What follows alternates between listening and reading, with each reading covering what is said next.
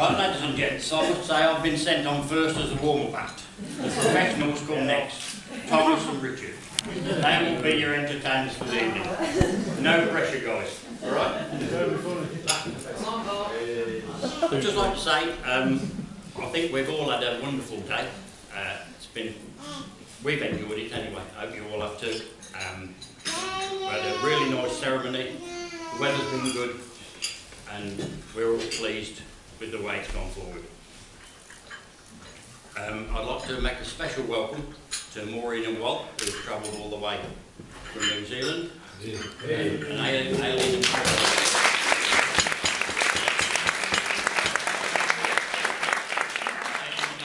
all the way from Australia.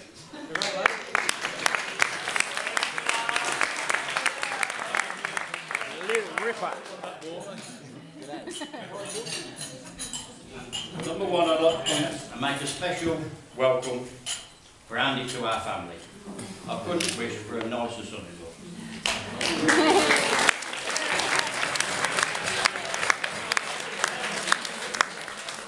one of the kindest, thoughtful, most generous people I've ever met. And I'd like to thank him for all his help that he's done and put in towards this stay together. Without the two of them together, we wouldn't have been successful as we have been. I'd like to welcome Andy and Viv to the family. Bob and Viv. I know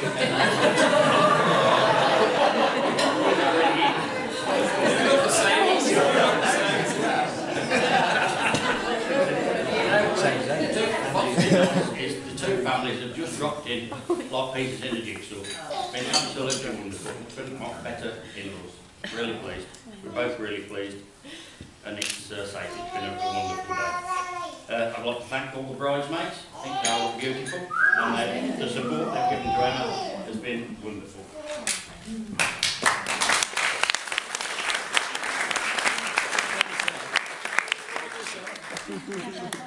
I'd like to give a special thanks to Marley for the way she's brought up our children. I've not always been the easiest person, and I've not been there a lot for working away, but she's done a wonderful job.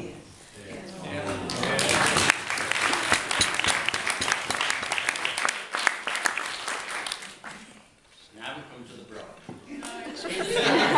Here's the story of Emma. Emma started off born 4 pounds in intensive care in an incubator, and that's why I started her life. But the nurses soon found out that if you didn't feed Emma first, you didn't get anything. So within 2 or 3 days, the first thing was, we'll feed Emma and then feed everyone afterwards. We're very proud of everything she's achieved. I think she's done a wonderful job. There's been changes. As she grew up, we had a lot to do with cricket.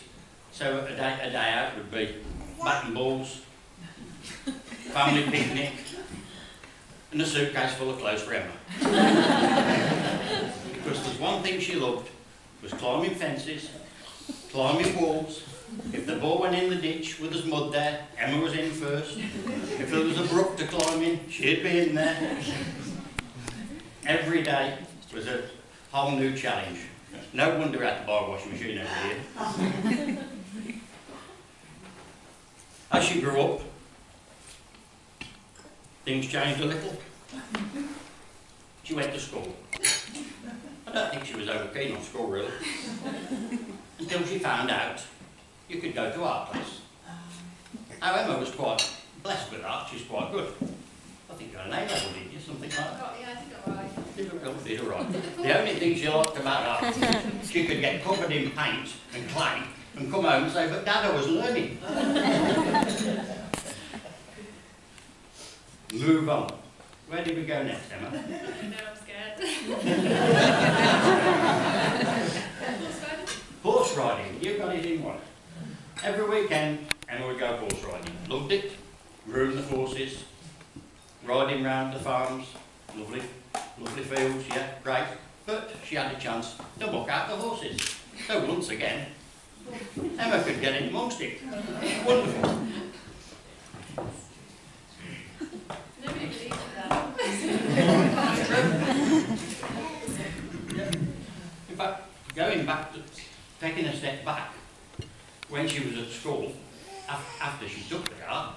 One of the finest moments was when she found out the school had a small farm attached. Am I tricked it right now? And the children could volunteer to help. So they had geese and cows and chickens and pigs. So Emma would muck out the pigs every day.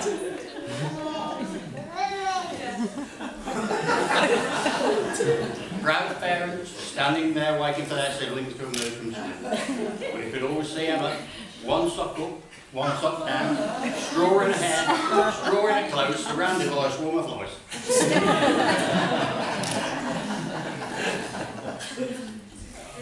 It is true. When she left school, she wasn't sure what career path to take. So we spoke about it, and Emma decided she wanted to go into hairdressing. I've told you again. So, what we did, we made a list. Everything Emma would need to become a fully fledged hairdresser. She would go to college and enjoy things. So, she made the list. I crossed off the chair. I said, we're not ready for the chair yet. Let's get the equipment. So we go shopping. Fidelsa soon would have been proud of the things we bought. I think she'd had them 3 weeks when she came to me and said, Dad, I don't want to do hairdressing anymore. We've still got more tools at home, just in case she changes her mind. But the career she decided to take was modelling, which she'd done extremely well at. I don't know how.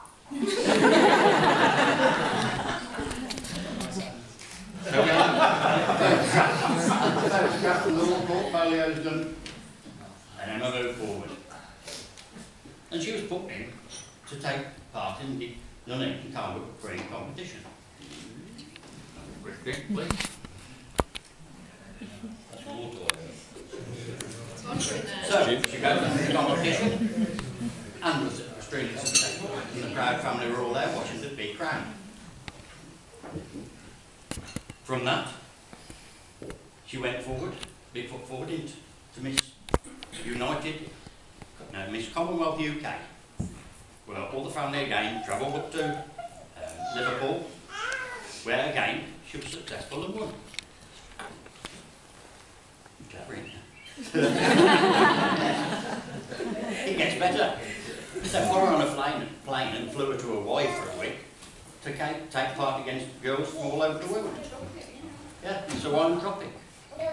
So all in all, from a little 4-pound born tomboy to this young lady, there's been quite a transformation. And I think this couple look absolutely perfect for each other.